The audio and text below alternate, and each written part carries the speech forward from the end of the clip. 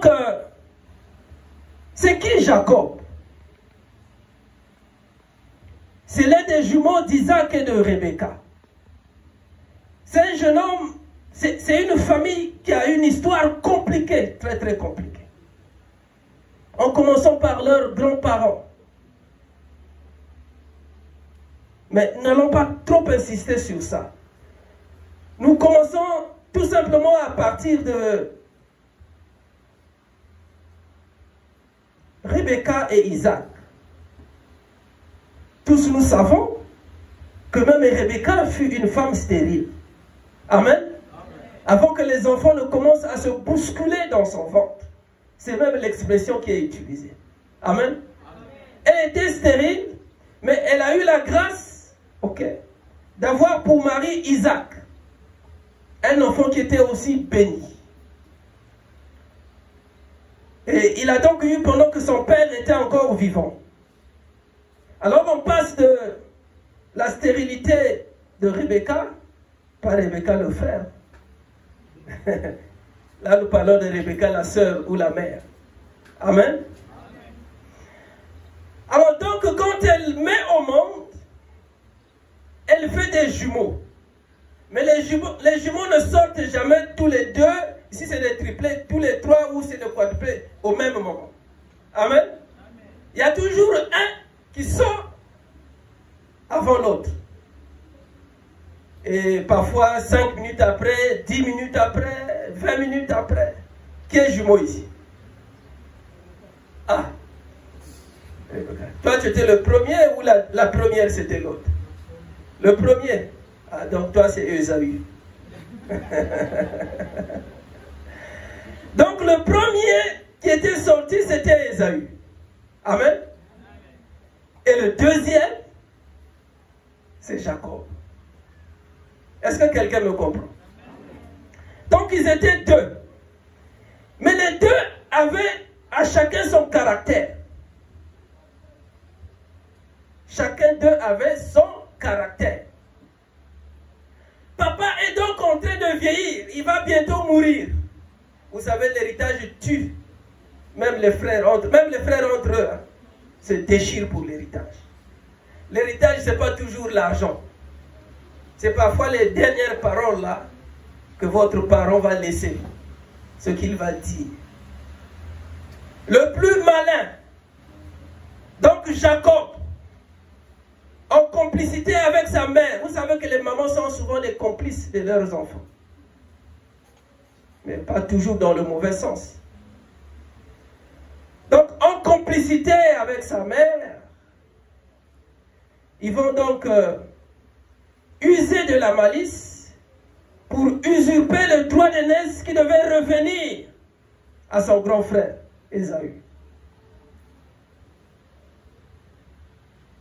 Parfois, quand vous voyez des frères et des sœurs, nés d'un même père ou d'une mère, ne pas s'entendre, vous ne savez pas exactement ce qui se passe.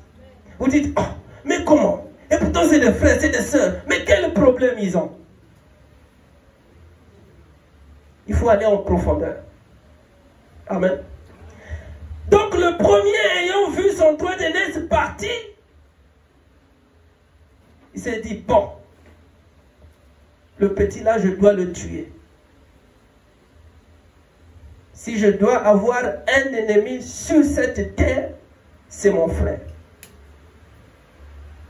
Ses parents ayant compris ça, parce que même pour le père, c'était trop tard. Comme il était aveugle, il ne voyait pas. Amen. Alors qu'il avait envoyé l'aîné à la chasse pour lui ramener le gibier qu'il devait manger. Maman ayant appris l'information, elle a manigancé quelque chose rapidement avec Jacob. Est-ce que c'est par erreur que le Père va bénir Jacob? Ou c'était la volonté de Dieu? Il faut aller réfléchir. Amen. Mais tout ce que je sais, c'est que la première bénédiction est tombée entre les mains de Jacob. C'était trop tard pour Ésaü. Donc pour lui, son ennemi, c'était son frère. Même pas son père, ni sa mère, mais son frère.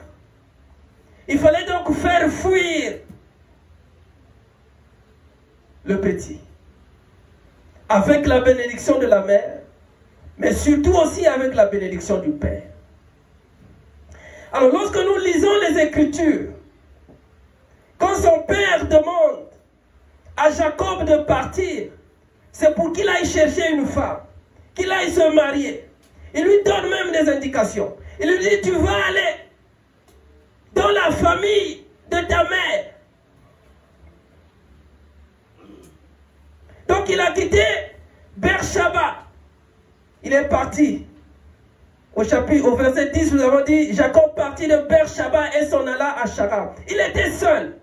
Jacob n'était pas encore marié. Il n'avait personne avec lui. Il est parti tout seul. C'était la solitude. Une solitude voulue par ses parents, mais motivée surtout par son frère Ésaü. Il est parti. Alors la Bible dit, quand il part, il arrive dans un lieu où il devait passer la nuit. Il était seul. La Bible ne dit pas qu'il y avait des gens autour de lui. Il était seul. Exactement comme la situation que tu vis, où tu es seul. Tu peux avoir des gens autour de toi, mais réellement tu te sens seul. Je pense que chacun de nous, à un moment donné de sa vie, s'est senti seul, abandonné, rejeté. Comme n'ayant aucun parent alors que tu as des parents. Comme n'ayant même pas de mari alors que tu as un mari. Comme n'ayant pas de femme alors que tu as une femme. Comme n'ayant pas de père alors que tu as un père, alors que tu as une mère. Mais à un moment donné de la vie, tu t'es senti seul, rejeté. Il y a des fois où quand vous voyez quelqu'un se fâcher n'importe comment, parfois vous ne comprenez pas ce qui se passe. Mais quand la nuit arrive, ou quand arrive la nuit, c'est en ce moment-là qu'on commence à réfléchir. Toutes les scènes nous reviennent la nuit. On réalise dans quelle situation on est. Qu'est-ce qui se passe dans notre vie. Pendant qu'on est avec les amis, pendant qu'on discute, on boit, on mange, on fait tout. On oublie. Mais quand arrive la nuit, ça devient difficile. Parfois on dort, ou on n'arrive même pas à dormir. C'est déjà arrivé plus d'une fois, à plusieurs personnes. Tu es seul, et lui s'est retrouvé seul. Il fallait passer la nuit, parce qu'il était déjà à côté de Charan. Mais comme il fallait passer la nuit là, avant d'arriver là où il devait retrouver la famille de sa mère, tout ce qui lui restait là, tout ce qu'il avait autour de lui, c'était une pierre. La Bible dit qu'il a pris une pierre qu'il a servi de chevet. Or aujourd'hui, pour nous, on ne peut pas se servir de la pierre comme chevet. Amen. Pour dormir, pour poser sa tête. Mais lui, il a pris cette pierre-là. Non seulement qu'il avait des problèmes, il était recherché par son propre frère. Né le même jour.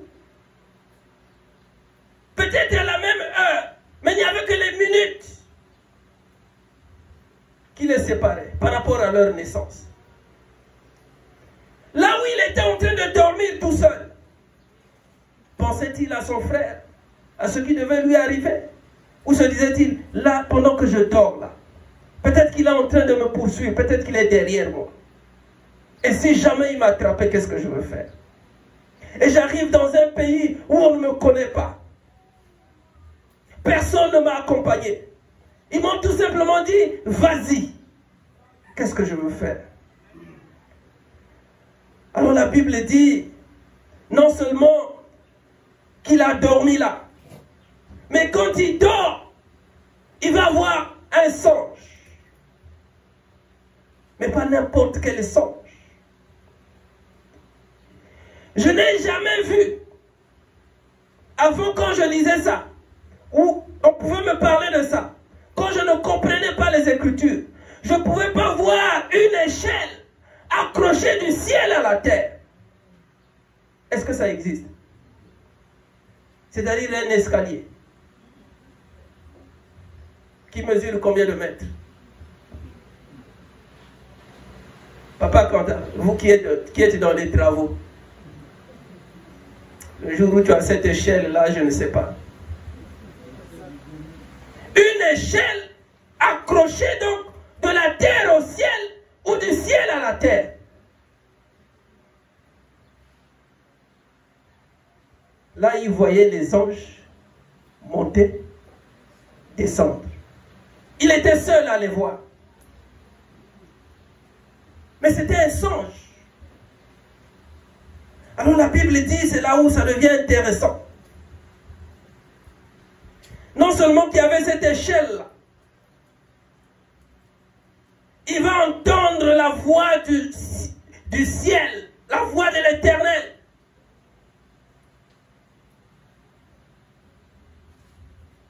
Il va entendre l'Éternel lui parler. Alors l'Éternel lui dit,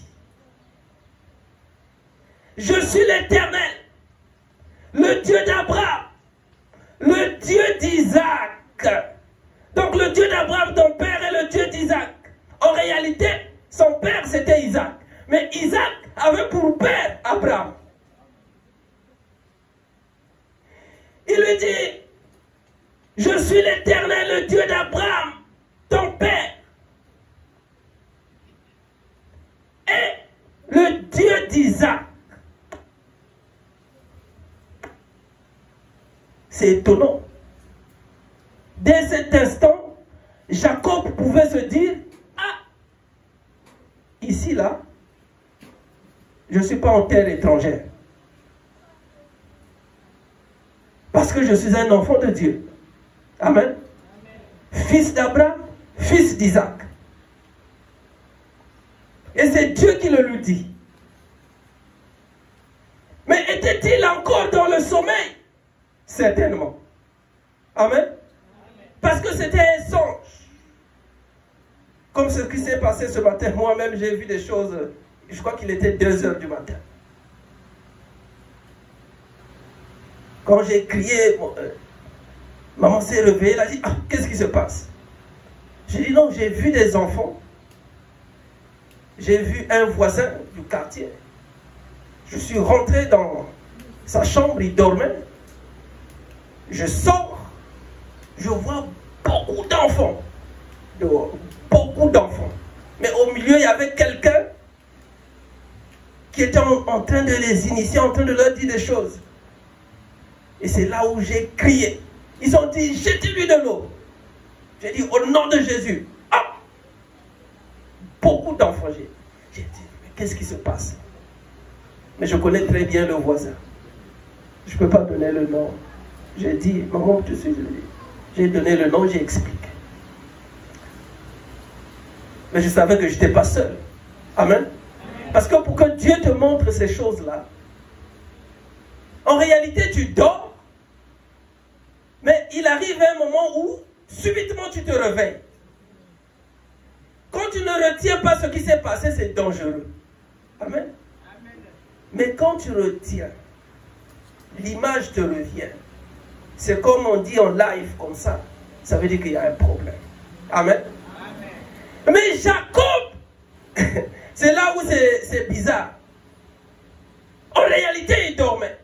Pendant que Dieu lui parlait, c'est comme s'il écoutait, il entendait, c'est comme s'il n'entendait pas.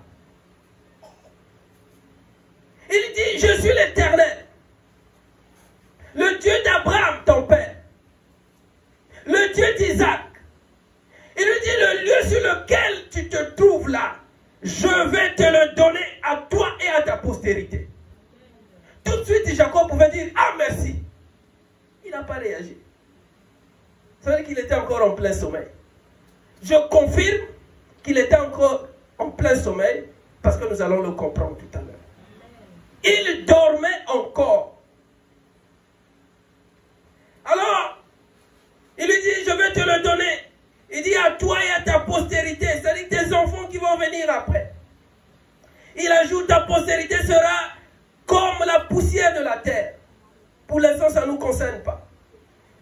Tu t'étendras à l'Occident et à l'Orient, au septentrion et au midi, et toutes les familles de la terre seront bénies en toi, et en toi ta postérité. Il avait déjà promis à son grand-père, Abraham. Amen. C'est pour ça que quand il le surprend en plein sommeil, il lui dit, je suis l'Éternel, le Dieu d'Abraham ton père, le Dieu d'Isaac. Tout de suite, Jacob pouvait se dire, ah, donc c'est comme ça. Ça veut dire que je ne suis pas seul. Alors là où ça devient intéressant, c'est l'engagement que Dieu prend. C'est l'engagement que l'Éternel prend pour Jacob. Même s'il lui dit le lieu sur lequel tu te trouves, je vais te le donner à toi et à ta postérité. Ce n'était pas suffisant. Ce n'était même pas clair. Alors Dieu ajoute ceci. Il lui dit, voici, je suis avec toi. C'est là où c'est intéressant. Mais Jacob dormait encore. Il écoutait. Mais la pierre là était encore là. Amen.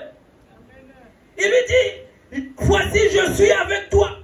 Je te garderai partout où tu iras. Et je te ramènerai dans ce pays. En réalité, quand Jacob est en train de passer là, il arrive jusque chez Laban. Il arrive un temps où le même Dieu le rappelle. Il lui dit, il faut que tu repartes là où je t'ai apparu.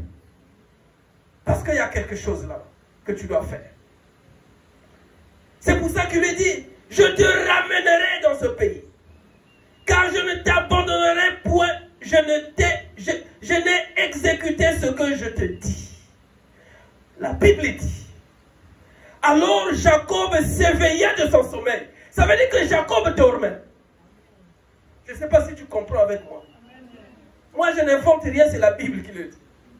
La Bible dit, Jacob s'éveilla de son sommeil et il dit,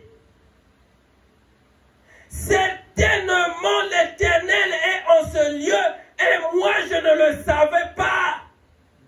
Certainement que Dieu est avec toi, mais tu ne le sais pas. Tu traverses des moments difficiles, tu te sens abandonné, rejeté, tu dis que tu es seul, mais certainement que tu ne sais pas que Dieu est avec toi.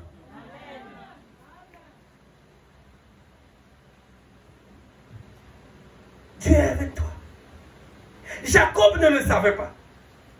Il dit, je ne le savais pas. Et c'est normal qu'il le dise. Jacob ne savait pas. C'est pour ça que l'Éternel était en train d'insister. Pour dire, je suis l'Éternel, le Dieu d'Abraham, ton père, le Dieu d'Isaac. Parce que si Jacob le savait, si Jacob l'avait déjà accepté, Dieu n'allait pas continuer à lui parler comme ça. Souvent, c'est ce qui nous arrive. Parfois, Dieu te parle au travers d'une exhortation. Pour toi, ça ne suffit pas. Tu vas encore entendre ça de la bouche d'un autre serviteur de Dieu. Jacob a dit la vérité à Dieu.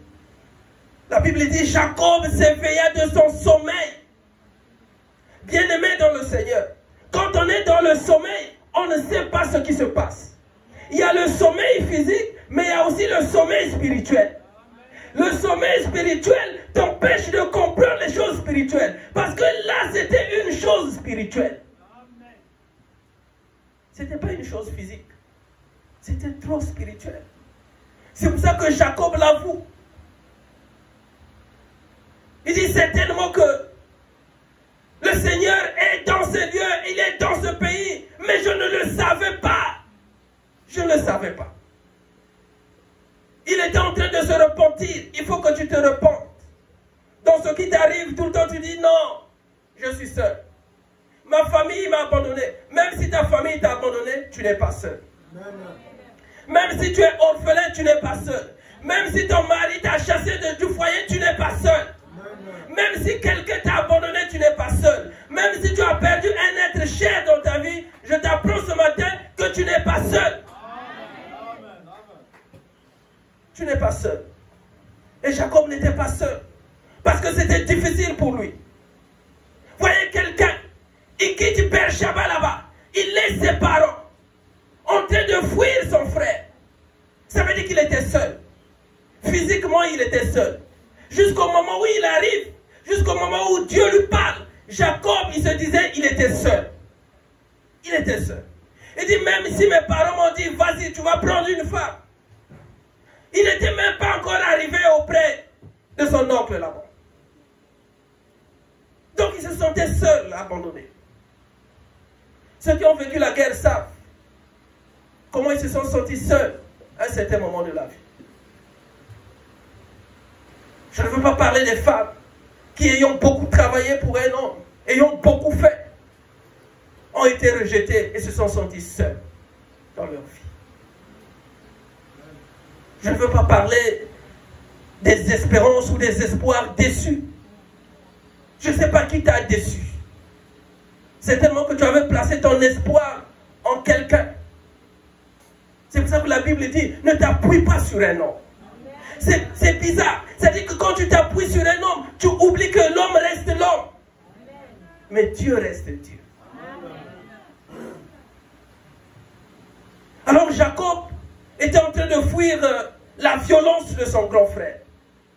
Il avait peur. Il ne savait pas qu'est-ce qui devait lui arriver. C'était difficile. Comme nous vivons actuellement, parfois nous ne savons pas ce qui va nous arriver demain. Tu ne sais pas ce qui va t'arriver demain. Parfois tu as changé de ville, tout simplement parce que là où tu t'es senti seul. Tu es arrivé à Pointe-Noire, même à Pointe-Noire, tu te sens seul. Même si on t'a amené boire quelque part pour essayer d'oublier les problèmes que tu as. Après, quand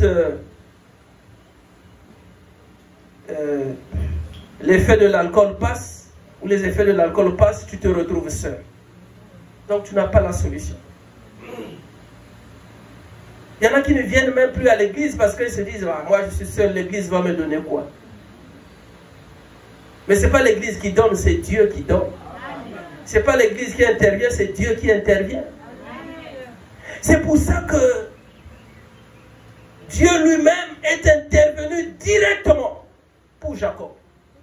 Alors qu'il était en train de dormir. Il n'avait personne autour de lui. Mais il est venu comme le réveiller pour lui dire, je suis l'Éternel, le Dieu d'Abraham, ton père, le Dieu d'Isaac. C'est tellement pour dire à Jacob, est-ce que tu sais ce que moi j'ai fait avec ton grand-père? Est-ce que tu sais ce que j'ai fait avec ton père? Malgré ça, Jacob ne savait pas parce qu'il dormait. Nous sommes dans un profond sommeil spirituel. Parfois, il y a des choses qui nous arrivent. Il nous suffit tout simplement de nous réveiller pour voir ce que Dieu est en train de faire pour nous. Lorsqu'on nous demande de venir même à l'église, nous ne venons pas. Lorsqu'on nous demande de venir aux activités de l'église, nous ne venons pas. Hier encore, on avait programmé une retraite des ouvriers. Combien sont venus? Et à quelle heure sont-ils venus? On a oublié ou on a négligé la convocation de Dieu. Parce qu'on est en train de courir, on courait derrière les affaires. Dieu est merveilleux. Alors Jacob a dit, je ne savais pas.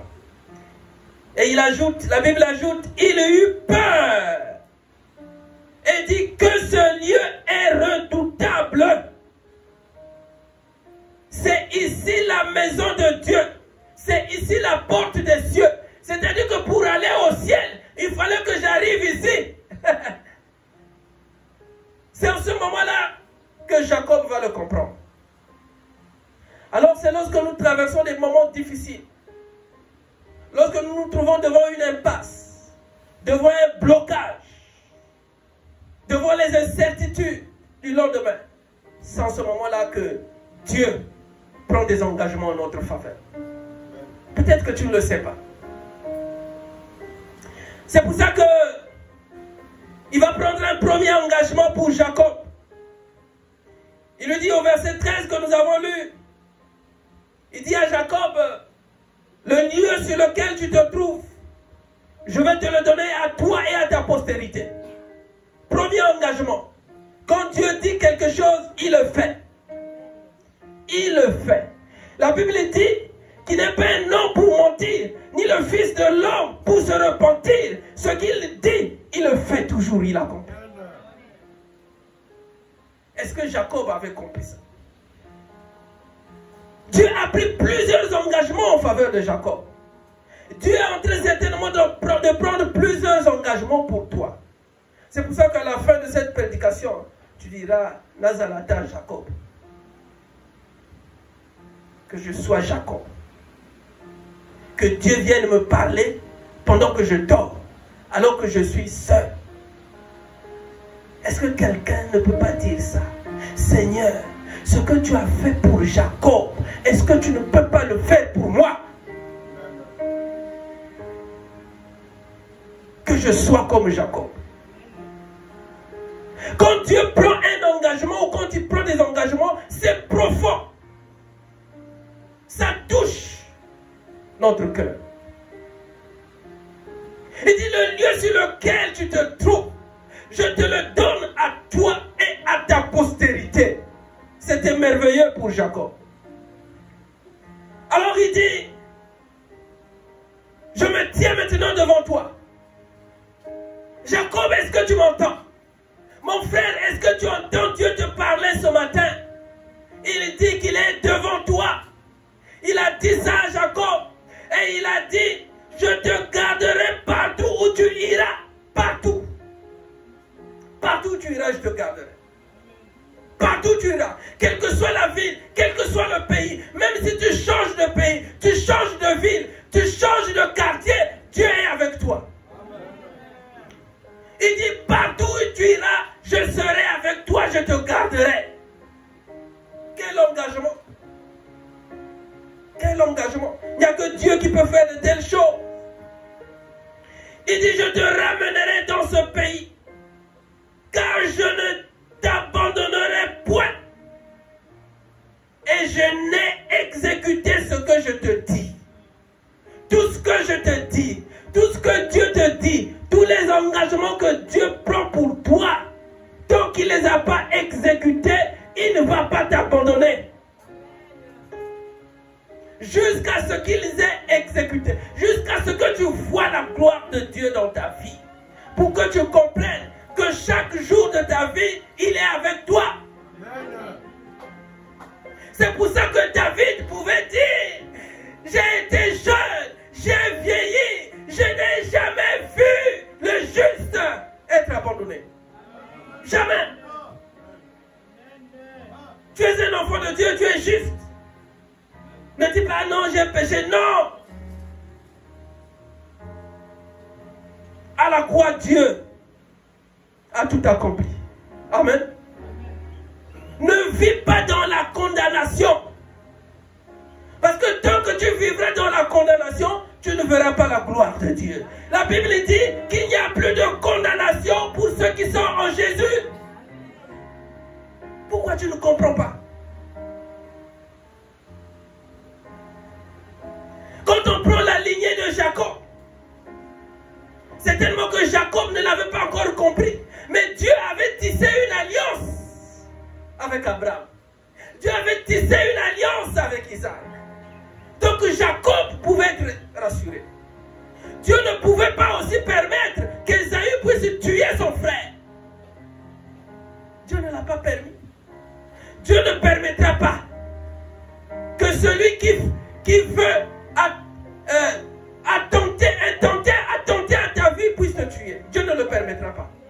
Dieu ne permettra pas qu'un sorcier de ta famille ou du quartier puisse t'atteindre. Jamais. La Bible dit qu'ils te feront la guerre, mais ils ne te vaincront pas. Notre guerre, elle est perpétuelle. Mais notre victoire, elle est éternelle, elle est déjà assurée. Quel que soit ce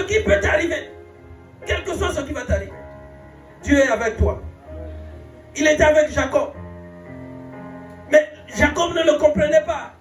Il était dans un profond sommeil. Il faut qu'on évite le sommeil. Parfois, Dieu nous a déjà bénis, Dieu nous parle, mais nous ne comprenons pas. Les engagements de Dieu sont très profonds. Nous n'avons pas le temps ce matin pour voir la réaction de Jacob par rapport aux engagements de Dieu. Parce que ça aussi, c'était profond. Mais plus tard, vous allez le lire au chapitre 35. Le même Dieu est apparu à Jacob alors qu'il a continué à l'accompagner sur son chemin. Même quand il arrive chez Laban, il a préservé de tout. Il a travaillé pour la première femme, ensuite pour la deuxième femme. Mais quand il a commencé à former sa famille, Dieu lui dit, n'oublie pas le lieu dans lequel ou sur lequel j'étais apparu. Il faut que tu repartes là-bas, que tu ailles construire quelque chose pour moi. Quel engagement? La profondeur des engagements. Parce que Dieu le lui a rappelé. Il lui a dit, petit, on dirait que tu as oublié. Pendant que tu étais seul, je suis venu te voir la nuit, dans un songe. Je t'ai rappelé beaucoup de choses. Je t'ai dit que je serai avec toi, partout où tu iras. Maintenant tu as vu, tu deviens une famille nombreuse, comme je te l'avais promis. Beaucoup de femmes, beaucoup d'enfants. Maintenant, en guise d'action de grâce, il faut que tu repartes là où je t'avais parlé. Parce que là, tu construiras quelque chose d'extraordinaire. Ça sera comme un souvenir. Bien-aimé dans le Seigneur. Vous savez que le lieu dont il s'agit, le lieu en question, le lieu là s'appelait au départ Luz. Luz, c'était le nom. Le nom de Bethel, c'est le nom révélé que Dieu a donné à Jacob pour Luz. Est-ce que tu le sais? Quand Dieu change ta situation, ok, ton identité change. Amen. On t'appelle maintenant par un nouveau nom. Les gens qui te connaissaient, si on t'appelait Yanké, ils vont t'appeler maintenant frère. Est-ce que quelqu'un me comprend? Les villes aussi changent. Tu étais certainement dans une ville maudite. Tu étais dans un village maudit. Mais Dieu t'a changé de ville et de village. Ta nouvelle ville, ton nouveau village, c'est ton Bethel. Est-ce que quelqu'un peut acclamer pour le Seigneur?